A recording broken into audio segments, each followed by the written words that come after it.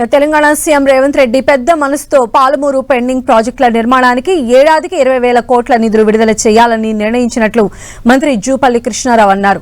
Palamuru pending ప్రాజెక్టుల పనులు గత 10 ఏళ్లలో పూర్తి కాలేదని మంత్రి జూపల్లి ఆరోపించారు. ప్రాజెక్టులన్నీ కాంగ్రెస్ ప్రభుత్వమే ప్రారంభించిందని గుర్తు చేశారు. కేసీఆర్ 1 ఎకరా కూడా నీళ్లివ్వలేదని ఆయన విమర్శించారు. రైతు పండుగ చూసి కేటీఆర్, హరీష్ రావులకు నిద్ర పట్టలేదని మంత్రి జూపల్లి కృష్ణారావు ఘాటు వ్యాఖ్యలు చేశారు.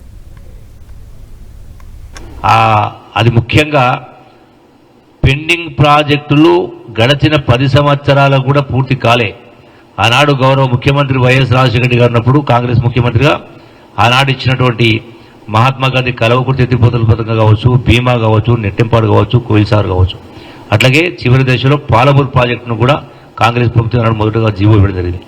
సో ఇవేవి కూడా సంపూర్ణంగా పూర్తి కాలేదు, చాలా పెండింగ్ ఉన్నాయి. నిర్దేశిత ఆయకట్టు పూర్తిగా రావటం లేదు. ఇప్పుడు ఇంకా కొన్ని కెనాల్స్ కూడా పూర్తి కాలేదు. అట్లాగే పాలమూరు రంగారెడ్డి కూడా ఆనాడు కేసీఆర్ నేను కుర్చీ చేసుకొని కట్టిస్తా, 2 సంవత్సరాలు పూర్తి చేస్తా అని మాట్లాడాను. కానీ 10 సంవత్సరాలైనా